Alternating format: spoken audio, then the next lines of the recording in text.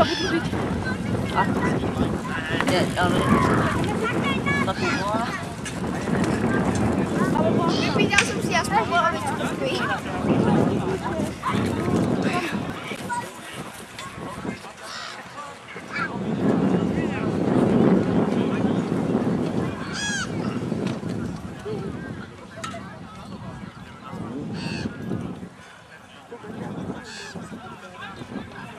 Ktorý je Mišo, ja neviem.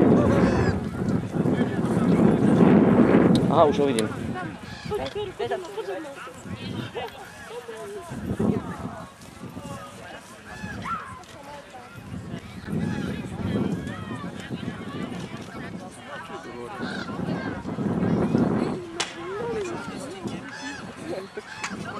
Neviem, či...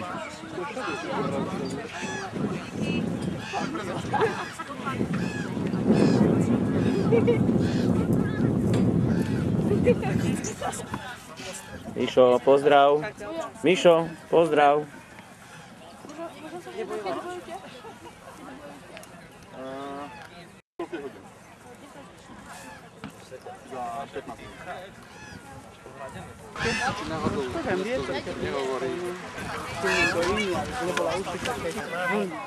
Sa im urvala potom. No, už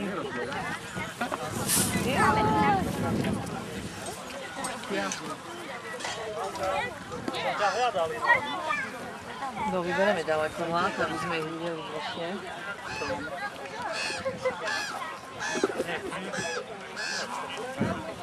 Ideme ju pozdraviť.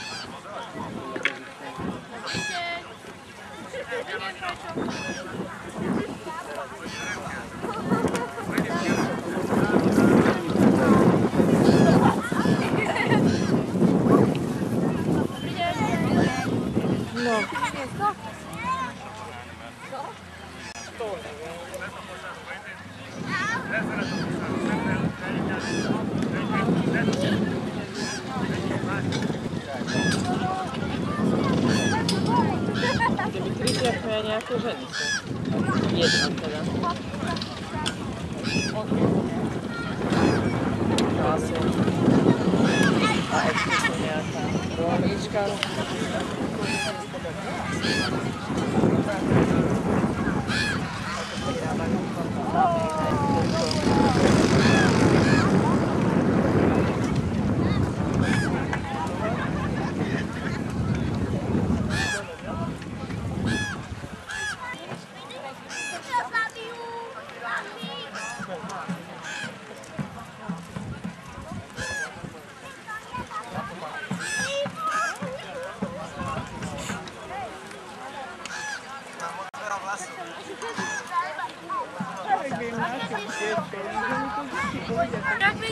Rytier kráľa Artuša s Rolexkami, nie? Kde je?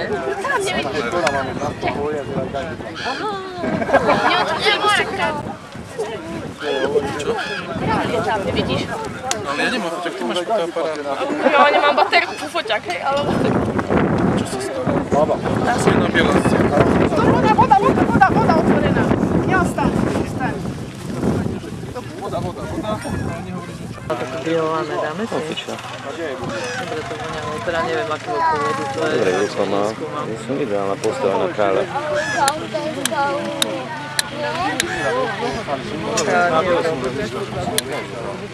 Tam Coca-Colu postavil a stavili to do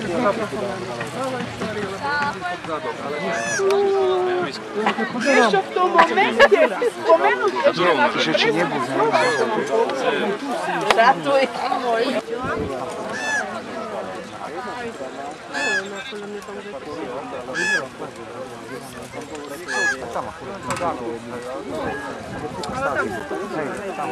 Stačí.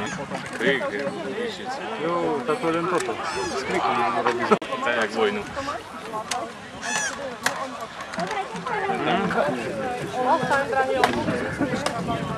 Našiel ich ocu, pozri, vidíš?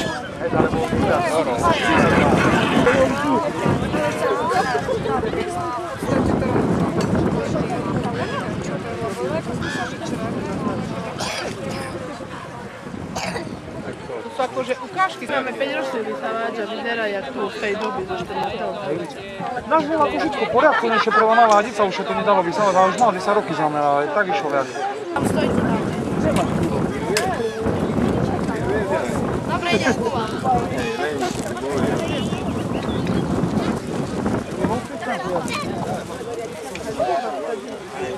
Kalina, láska.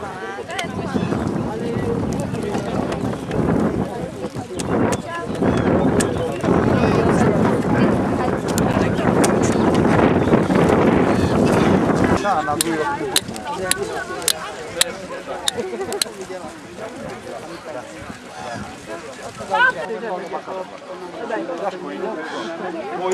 Mama si zoberie druhý, no. Pozri. Ale zobereš to spolu, keď sa už chtěl, že si ty volá. Ja, že ten vyhlasuje.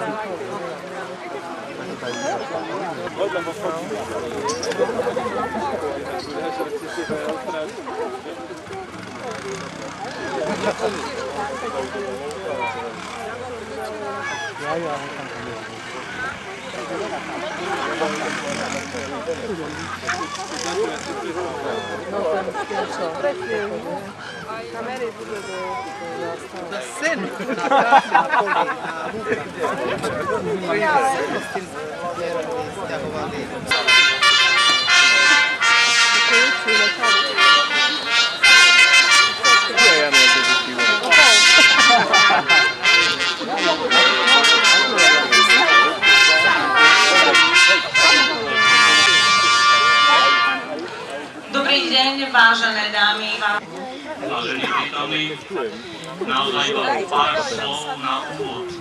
História má zmysel predovšetkým, ak sa zachováva v pamäti ľudí. A to je aj príbeh bitky pri Rozhanovciach. Na tomto území, možno aj na tomto poli, sa tvorili slávne dejiny Uhorského kráľovstva, sú súčasťou našich dejín a môžeme byť na ne hrdí. Bitka pri Rozhanovciach sa odohrala v piatok 15. júna 1312 medzi vojskami kráľa Karola Roberta z Anžu, posilnenými vojskami spišských Sasov, rytierov hradu Johanitov a vojskami Košíc na jednej strane a vojskami Omodejovcov, posilnené oddielmi Matúša Čanka Trenčianskeho na druhej strane. Verzie bitky sa rôznia. Podľa jednej z nich kráľ zaujal postavenie údoly Dorisy, začal, že jeho protivníci boli na úpetí kopca. Magister Demeter, ktorý vedel hlavnému oddielu Omodejovcov, zaútočil na stred kráľovského vojska. Stalo sa, že kráľ padne. Omodejovci sa sústredili na stred kráľovského vojska, čím oslabili krídla. Vtedy na Omodejovcov zaútočili Johaniti a ľavé krídlo ich vojska zničili. Ďalšie Omodejovské krídlo napadli Košičania a smrť veliteľa Demetera a významných veliteľov z rodiny Omodejovcov spôsobila útek oddielov Matúša Čáka. Vojska Košičanov a spišských Sasov spôsobili zmätok v radoch Omodejovských vojsk, ktoré boli porazené. Na bitke sa zúčastnilo asi 10 000 vojakov. Straty Omodejovcov boli veľké. Okrem veliteľa Demetera, príslušníkov Omodejovského rodu, padlo aj množstvo familiárov, šľachticov podriadených Omodejovcov. Bola to najväčšia rytierská bitka od pádu Tatárov. Ukončila dlhodobú vládu Abovcov na tomto území a otvorila cestu k najslávnejšiemu obdobiu uhorských dejín pod vládou Abovcov a aj cestu k sláve mesta Košíc. Možno to bolo tak, ako to dnes na vlastné oči uvidíte.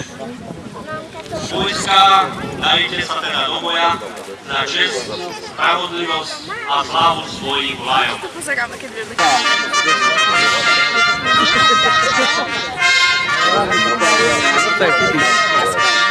Máš meč?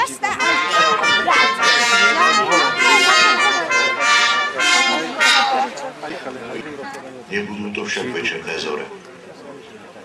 Priestor medzi košickými Olšami a Budimírom nazývajú oddávna Rozhanovským poľom. Toto väčšinou pusté pole sa včera zaplnilo priam nezvyčajne. Od Košíce pritiahlo omodejovské vojsko na čele s veliteľmi Demetrov a Pekným. Už 2 týždne neúspešne dobíjajú mestské hradby a boli by v tom aj iste aj pokračovali, keby im špehovia na obed nedoniesli vážnu správu. Kráľ Karol Róbert sa so svojím vojskom blíži k mestu. Úvaha omodejovcov bola v tejto chvíli jednoduchá a správna. Treba sa rýchlo vybrať oproti kráľovi a zabrániť mu, aby sa priblížil k mestu. Omodejovci vedia, že spojením kráľovských vojsk s košickými mešťanmi by sa vytvorila sila, ktorú by už nemuseli zdolať. Úževnatá obrana Košičanov by v prípade priblíženia sa kráľa nad ostrov Šípov znamenala pre Demetra smrteľné objatie. Preto ešte skôr, ako by tak kráľ mohol urobiť, prerušil Aba obliehanie mesta a už od večera čaká kráľa na okraji Košickej hory. Je to dobré miesto. Vidno z neho ďaleko do údolia smerom k Prešovu, odkiaľ sa podvečer skutočne zjaví kráľová armáda. Karol Róbert rýchlo zhodnotil vzniknutú situáciu a utáboril sa v údolí Torisy. Tušil, že takéto riešenie nie je najlepšie. Na výber však už v tejto chvíli nemal. Vojska vedia, že okamih, kedy si skrížia meče, je blízko. Mnohí sa večera nedožijú. Nik však netuší, že boj bude taký krutý a dlhý. Nad Rozhanovským poľom sa schýluje k dráme, ktorá vojde nielen do dejín mesta, ale zaznamenajú ju kronikári celej Európy. Pribrite teraz prosím na chvíľu oči a preneste sa v čase o 699 rokov dozadu. Práve začína bitka, ktorá vstúpi do histórie ako Pugna Regis Karoli Trope Kasa. Bitka kráľa Karola pri Košiciach. Historici ju neskôr prekrstia na bitku pri Rozhanovciach. Nik ju už nazve akokoľvek, bola to veľká bitka. Najväčšia stredoveká bitka na území Slovenska.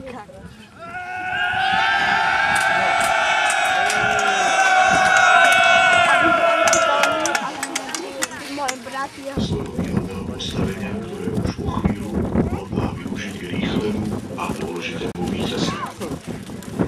Chcú zúčtovať s panovníkom a nelegitímnu vládu nad krajom si nielen udržať, ale aj posilniť. Postaviť sa proti kráľovi je vždy riziko. V prípade úspechu to však zaručí ďalšie roky bez. Kráľ s porazenou armádou predsa už nie je nebezpečný.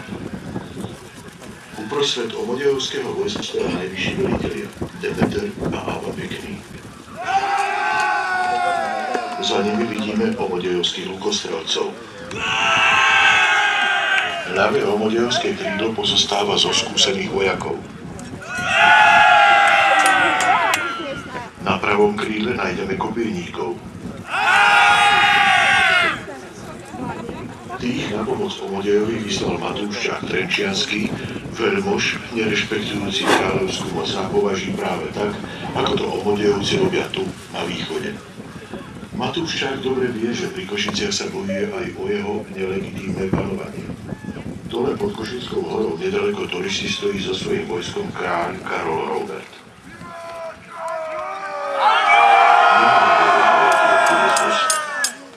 Vie, že jeho vojsko nezaujalo výhodné bojové postavenie a nemá ani také veľké skúsenosti ako Omodejovci.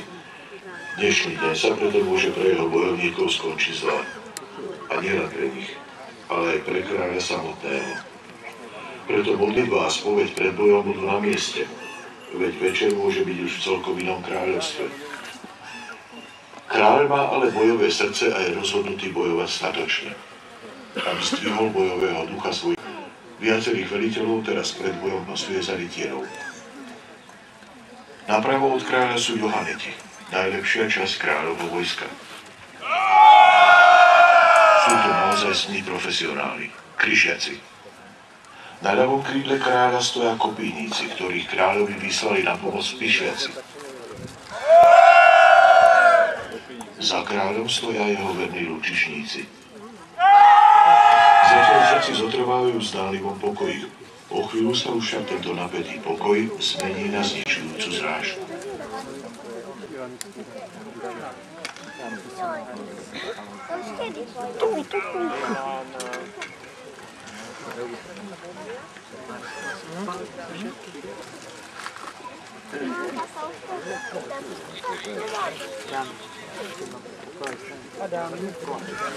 Tak ma to lepšie. Včera tam Jany potom się wyjdzie. On był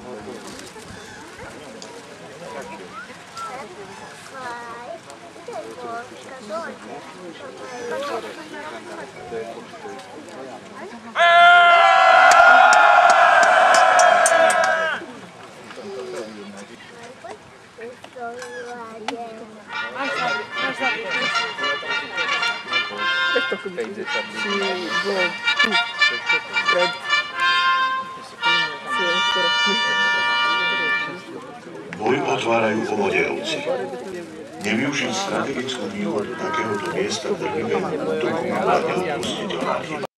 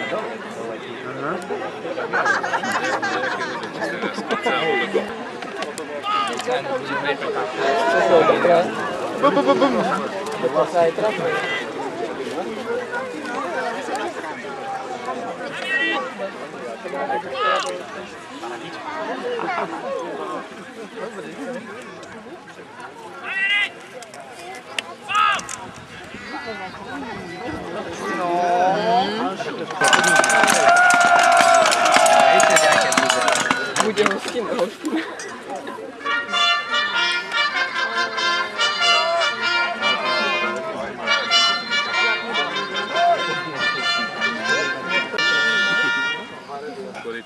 Sústredia sa na kráľov stred s jasným zámerom pobiť kráľovskú družinu a kráľa zajať, možno aj zabiť. Ak padne kráľ, jeho vojsko už nedokáže Omodejovcov vzdorovať. Ach, to bude chvíľa. Kráľ čoskoro padne. Nech žije Abba!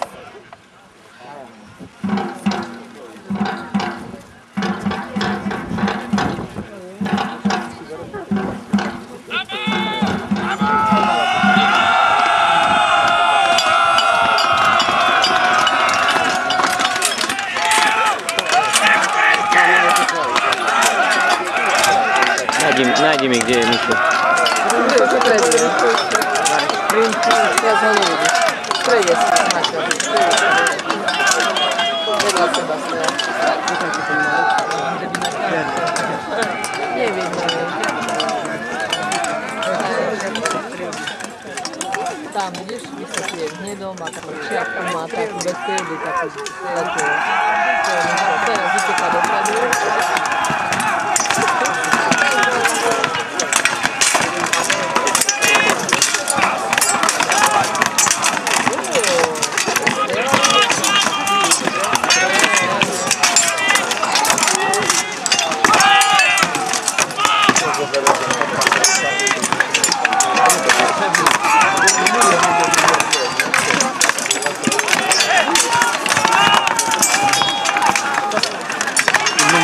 Lebo aj na večer treba nechať rozumieť. Bo to do 7 alebo do 6. Lebo mám na polky, rozumieš mi? Nerozumieš? Polku ma chodím.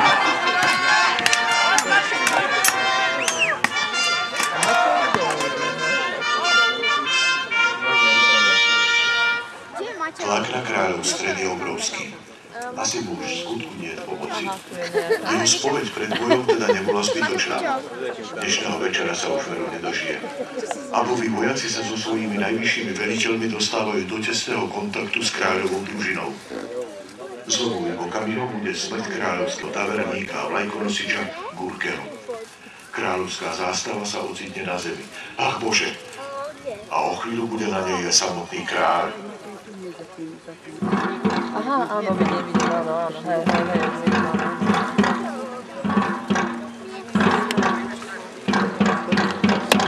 No, ale keď si takto spolu, tak sa prekrýva. No, vidím ho,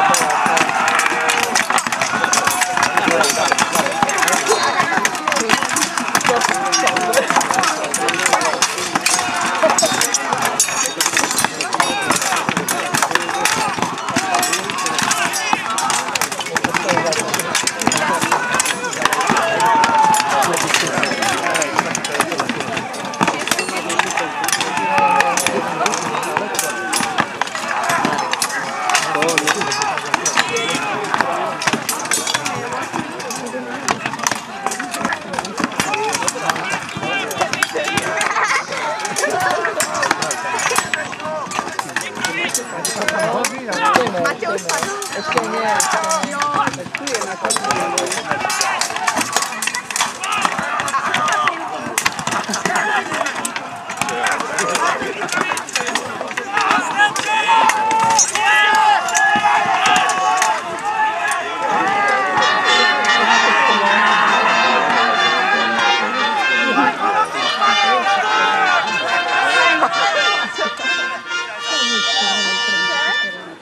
Najlepšie organizovanou časťou kráľovho vojska sú Johaniti.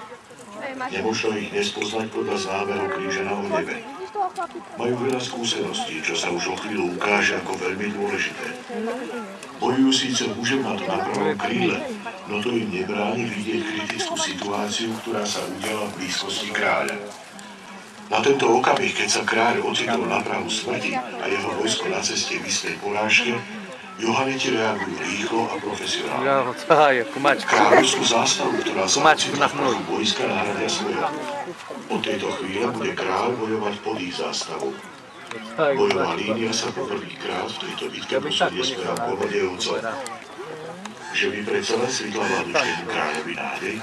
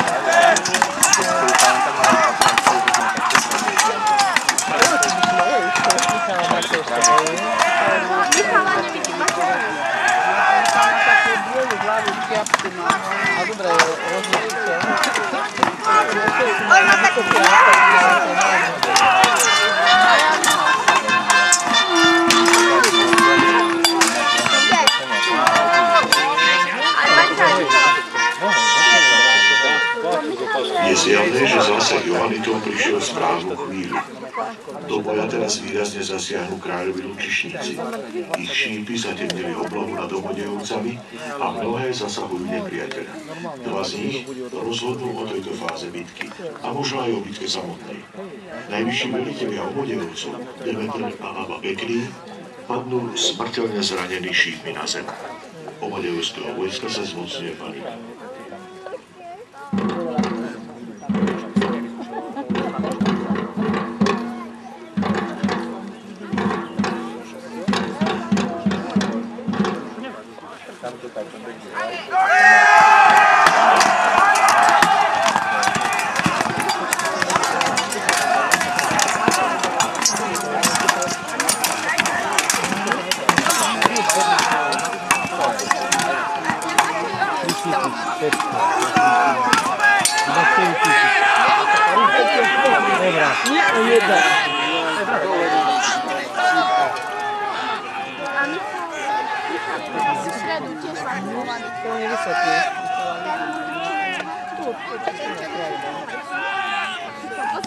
Bo ja som dal teraz 1500 korun, čo je na srdečka také veľké, že by prešli všetky srdečka. Prehrávať. Som dal.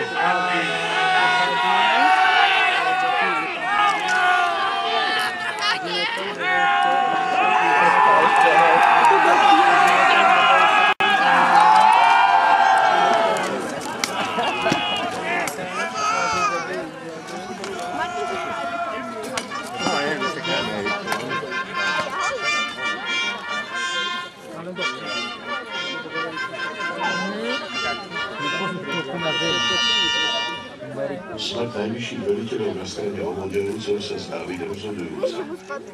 Kráľ využíva svätobradok nepriateľa a s prevahou útočí. Postupne sa dostáva až na základnú líniu nepriateľa. Pre mnohých z omadejovských vojakov to znamená definitívny koniec. Že by to bol aj koniec samotnej bitky.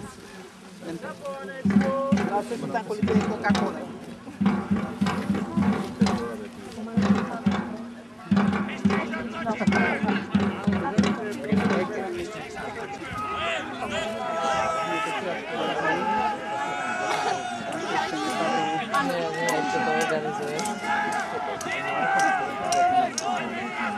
sa pokusia o niečo. Aj Matko ešte žije, teraz už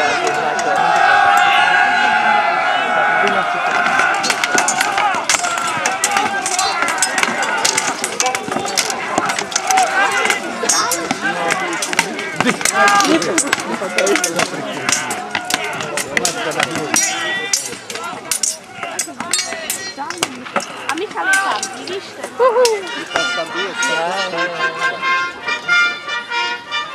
A Maťo teraz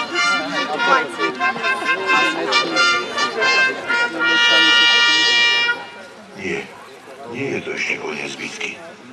Vidno, že Omodejovské vojsko je naozaj skúsenejšie ako Kráľovo. Dokáže preto aj takúto zdanlivo beznádejnú situáciu zvrátiť. Takmer rozprášené vojsko ráznými povelmi zastavuje Avov syn Ján.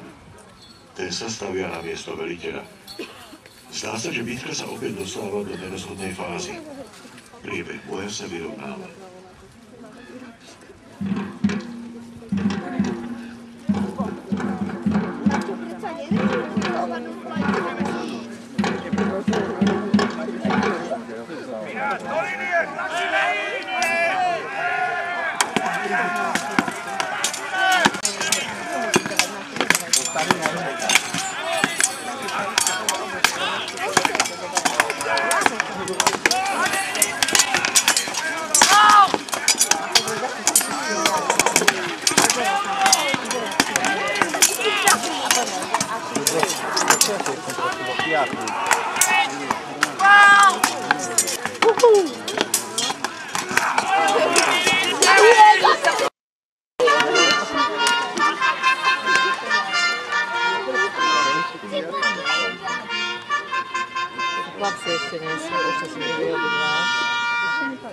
Zdá sa, že bojové šťastie sa opäť navracia do Omodejovcov.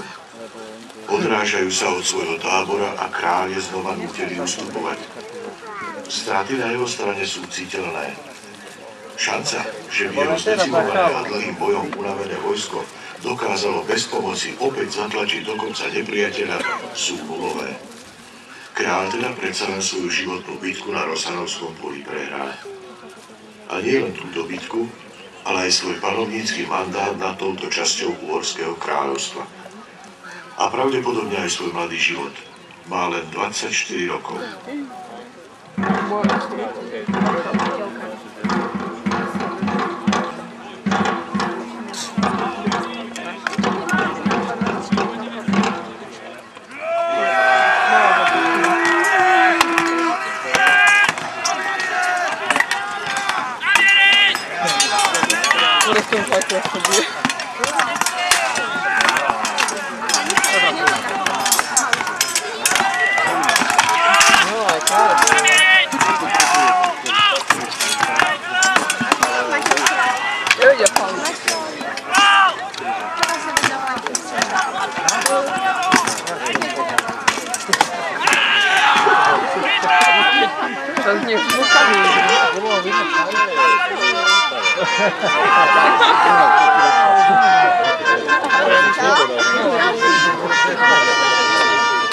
Sú okamihy, ktoré menia dejiny.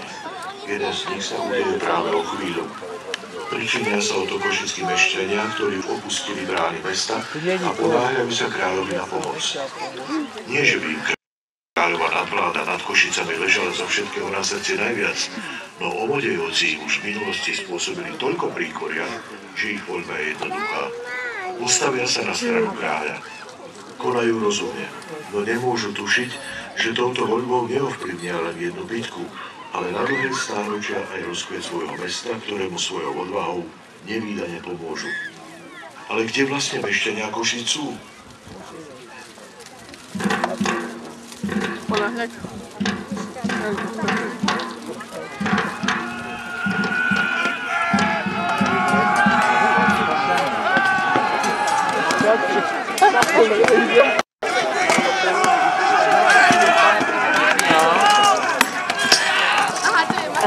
Zahodil, ne? Ahoj, Maťo!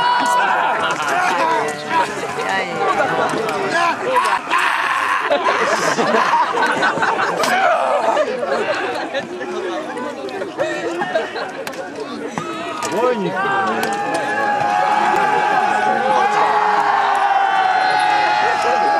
ešte beží game. Dole bojoval.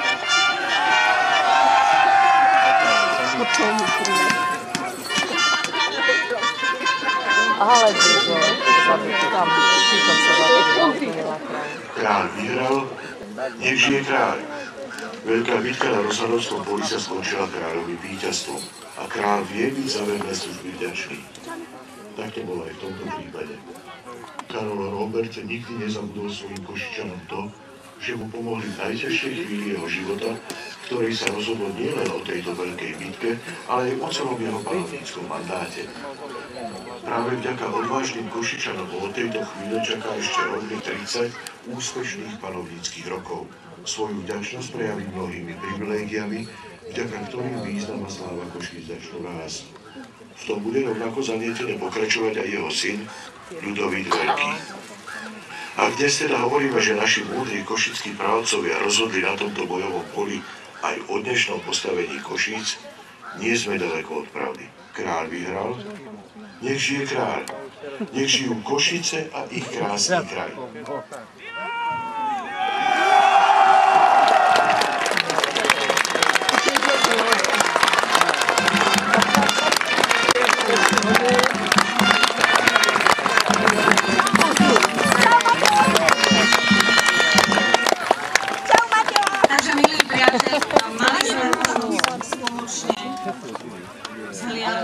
Rekonštrukciu bitky pri Rozhanovciach, ktorá sa udiala pred 699 rokmi. Ja som nesmierne rada, že oproti tej reálnej bitke, ktorá sa tedy konala, nám teraz užijú všetky všetky. Ja budem môcť o chvíľu predstaviť účinkujúcich, ktoré vás pozornia v plnej zostave.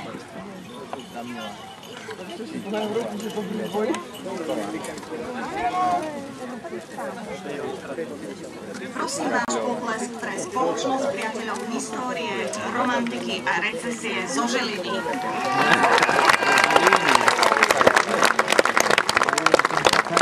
Ďalej sa vám predstavila kompánia trnavských žoldnierov z Trnavy.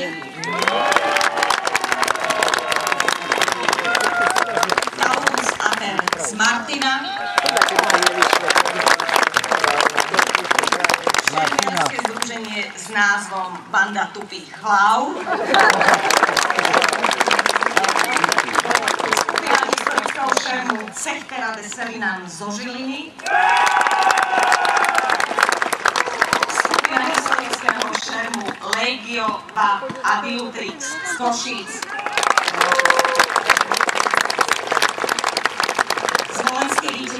Vir Fortis, šermiarsko-divadelná spoločnosť Artgil z Bratislavy, Sakremont z Košíc, spolok Espada z Liptovského Mikuláša, Artgil z Bratislavy, aj našim priateľom Johanitom z Miškovca.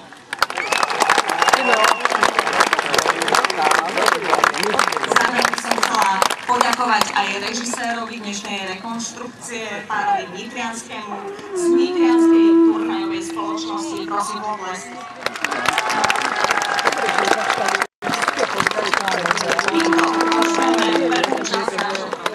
Nasleduje asi 45-minútová pauza, ktorú môžete využiť na občerstvenie a v prípade, že ste si ešte nevyplnili súťažný leták v našom prezentačnom stánku, môžete tak urobiť počas tejto pauzy, pretože vyžrebovanie bude prebiehať až v druhej časti. Tá druhá časť bude prebiehať na pódiu, tu na boku, a môžete sa tešiť naozaj na perióde, ktorá predstavia nové chvíli čísla, ktoré najviac reprezentujú ich činnosť a záujmy. Teší sa vás pripraví na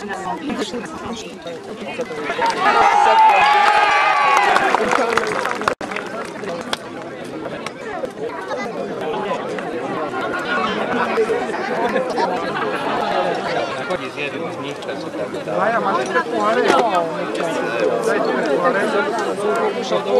Aj celú strednú. Ona chodila z jednu. Aj 5 rokov zrazu. Aj 5 rokov. No dobrý deň. A už teraz neviem, som si ju minule nehodil.